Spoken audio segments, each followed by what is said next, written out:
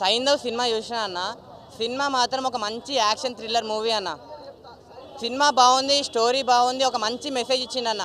అంటే ఇప్పుడున్న స్టూడెంట్స్ పిల్లలు అందరూ ఇలా ఫైటింగ్స్, డ్రగ్స్, మాఫియా వీటన్నిటిలోకి వెళ్ళకుండా మంచిగా చదువుకోండి, ఫస్ట్ చదువుకోవడానికి మాత్రమే ఉన్నారు అనేది వెంకీమామ చెప్పిండన్న సినిమాలో. అంత బాగా నచ్చింది. కానీ వెంకటేష్ గారిని ఇప్పుడు వరకు చూసిన అన్ని ఎమోషన్స్ అన్న, ఎన్ని సినిమాలు 74 సినిమాస్ చూసామో అన్ని సినిమాల్లో లేని సినిమాలో ఒక్కటి మంచిగా ఉందన్న, ఫైటింగ్స్ అన్న. ఫైటింగ్స్ గన్స్తో చేస్తాడు, మామూలుగా లేవు. కొన్ని ఫైటింగ్స్ అయితే రియలిస్టిక్గా ఉన్నాయి. సేమ్ ఎట్ ద సేమ్ పాయింట్లోనే కొన్ని ఫైటింగ్స్ కూడా సర్కాస్టిక్గా ఉన్నాయి అన్న. రియలిస్టిక్గా సర్కాస్టిక్గా ఫైటింగ్స్ ఉన్నాయి. డైరెక్టర్ని కూడా సైకో డైరెక్టర్ సైకో సినిమా చేసిండు. సినిమా వేరే లెవెల్ ఉందన్న. వెంకటేష్ అన్నకైతే ఈ సినిమా పక్కా గుర్తుండిపోయే సినిమా అవుతుంది అన్న. నిజంగా వెంకీ గారి లుక్స్ కానీ స్టైల్ కానీ వేరే లెవెల్ ఉంది.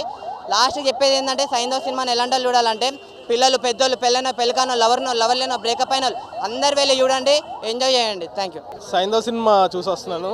ఎక్సలెంట్ ఉంది Saindhav cinema. One man show Venkatesh.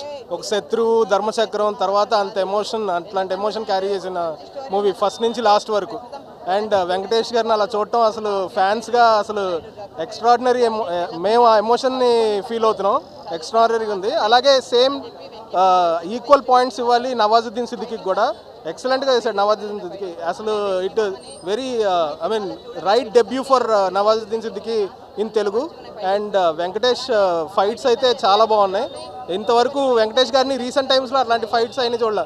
F2, F3 అన్నీ చూసాము.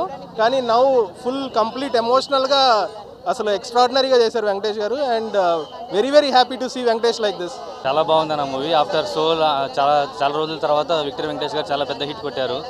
చాలా బాగుంది మూవీ. సాంగ్స్ కానీ, బ్యాక్గ్రౌండ్ మ్యూజిక్ కానీ, ఫైట్స్ కానీ చాలా బాగుంది. నవాజుద్దీన్ సిద్దికీ కూడా వెంకటేష్తో పాటుగా చాలా బాగా చేశారు యాక్టింగ్. మొత్తానికి విక్టరీ వెంకటేష్ సోలో హీరోగా మల్టీస్టార్ కాకుండా చాలా బాగా చేశారు cinema. Rating 3.5 100% block buster hit అనమాట. లాస్ట్లో ఒక క్లైమాక్స్లో పార్ట్ 2 అని కూడా చెప్పారు. చాలా బాగుంది. చాలా ఎక్సైటింగ్గా వెయిట్ చేస్తాం పార్ట్ 2 గురించి. బ్యాక్గ్రౌండ్ మ్యూజిక్ అయితే బాగుంది. బ్యాక్గ్రౌండ్ మ్యూజిక్ లాస్ట్ ఎమోషన్ అయితే తండ్రి కూతురుదే ఎమోషన్ అంటే బాగుంది. అదొక్కటి బాగా నచ్చింది. కానీ అదేపో ఏమో ఉంది అన్న విలన్ మాత్రము హీరోలాగా చేసిండు అన్న. వాని వల్లనే కొద్దిగా ఆ డైలాగ్ అరే ఏమంటారు ఇందులో ఏమో అని తెలుగులో ఆడుతాడు అనమాట. అవి కూడా కొన్ని డైలాగ్స్ బాగున్నాయి. కొన్ని ఆడాడ కామెడీ బీట్లు ఉండేవి అనమాట. ఇంకోటి గెటప్ సీన్ కూడా కొద్దిగా కామెడీ ఉంటుంది. ఆ బాంబుల కాడ చూపించిన తర్వాత అంటే ఇది అరే బ్లడ్ నీ టూపేస్ట్లో ఉప్పు ఉంది అంటారు కదా, దీంట్లో బ్లడ్ ఉంటుంది. అది కామెడీ అనిపించింది అన్న.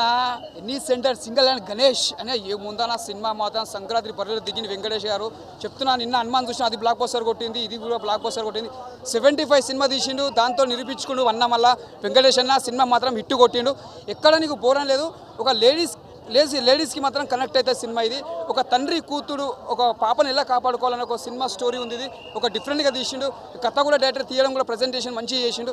నీకు స్క్రీన్ ప్లే కానీ, డైరెక్షన్ కానీ, మ్యూజిక్ కానీ, బ్యాక్గ్రౌండ్ మ్యూజిక్ కానీ, ఫైట్స్ కానీ, ఎలివేషన్స్ కానీ ప్రతిదీ మనం ఈ ఏజ్లో కూడా వెంకటేష్ సార్ అంత మంచి యాక్టింగ్ చేస్తున్నట్టే అసలు మనం నిరూపించుకోవాలి.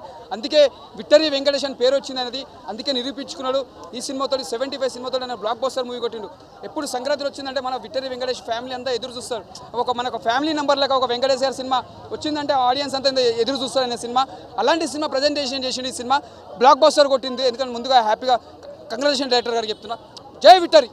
100% కంబ్యాక్ ఇచ్చిండు. మనం అప్పట్లో జయం అనేది ఒక రాజా కలిసి ఉందాంరా ఇలాంటి సినిమా ఒక వెంకటేష్ సినిమా వచ్చిందంటేనే ఒక ఫ్యామిలీ మొత్తం లేడీస్ కంపల్సరీ ఆడియన్స్ కంపల్సరీ వస్తారు. ఆయనకు ఫ్యాన్స్ ఎక్కువ లేడీస్ ఉన్నారు, అందరు ఉన్నారు. కాకపోతే ఈ సినిమా ఒక బిడ్డ కోసం ఎంత తప్పలా పడతాడు అన్నట్టు ఒక సినిమా తీసిండు. ఇది మాత్రం చాలా అందరికీ హార్ట్ టచింగ్. ఇది అందరు కనెక్ట్ అవుతుంది సినిమా. 75 సినిమా ఈ స్టోరీ తీసుకోవడం కూడా బాగా తీసుకుని వెంకటేష్ సార్ చాలా బాగుంది సినిమా. 100% అన్న ఎవరు చెప్పి 100% సక్సెస్ఫుల్ అయిపోయిన సినిమా. Block buster. 3 అవర్స్ ఇట్లా బయటికి పోకుండా సినిమా చూపించినట్టే అది మాటల విషయం కాదు. సినిమా స్టోరీ బాగుంటేనే థియేటర్లో కూర్చొని చూస్తారు, ఇంత జనం ఉంటుంది. సినిమా మాత్రం బ్లాక్ బస్టర్ కొట్టింది. సైంధవ మూవీ చూశానన్న. ఎస్పెషల్లీ వెంకటేష్ గారికి సైంధవ సినిమాకి సై కొట్టాలి. సినిమా అయితే నాకు చాలా బాగా నచ్చింది. అంటే లాంగ్ గ్యాప్ తర్వాత వెంకటేష్ గారికి ఇటువంటి సినిమాని తీయడం నాకు కొంచెం హ్యాపీగా అనిపించింది అనమాట. ఎస్పెషల్లీ హైలైట్ ఏంటంటే ఈ సినిమాకి వెంకటేష్ గారు ఆ లుక్స్ కానీ, ఆ డైలాగ్స్ కానీ చాలా బెటర్గా ఉన్నాయి. అసలు సినిమా మొత్తం ఏంటంటే ఒక యాంగ్రీ లెవెల్లో నడుస్తూ ఉంటుంది అనమాట. హైలైట్ ఏంటంటే మనకి ఆర్య గారు ఉన్నారన్న, తమిళ యాక్టర్. ఆయన కానీ చాలా బెటర్గా చేశాడు. స్టోరీ ఏంటంటే ఒక డ్రగ్ ఉంటుంది, 17 కోట్ల డ్రగ్, అదేంటంటే దాని వెనకాల మాఫియా ఉంటుంది అనమాట. ఆ మాఫియాని ఎలా అరికెట్టాడు అంటే నీతి నిజాయితీగా ఉండే ఆఫీసర్ క్యారెక్టర్ చేశాడు వెంకటేష్ గారు. అదైతే చాలా బెటర్గా అనిపించింది. గాయత్రి పాప ఆ పాప కానీ క్యారెక్టర్ చాలా బెటర్గా చేసింది అనమాట. ఆ పాటగానే ఉంటుంది లాస్ట్లో ఎమోషనల్. వెంకటేష్ గారు ఏడుస్తున్నప్పుడు ఏంటంటే అసలుకి చాలా మనం కనెక్ట్ అయిపోతాం అనమాట. ఫ్యామిలీ ఆడియన్స్కి ఒక రకంగా కనెక్ట్ అవుతుంది.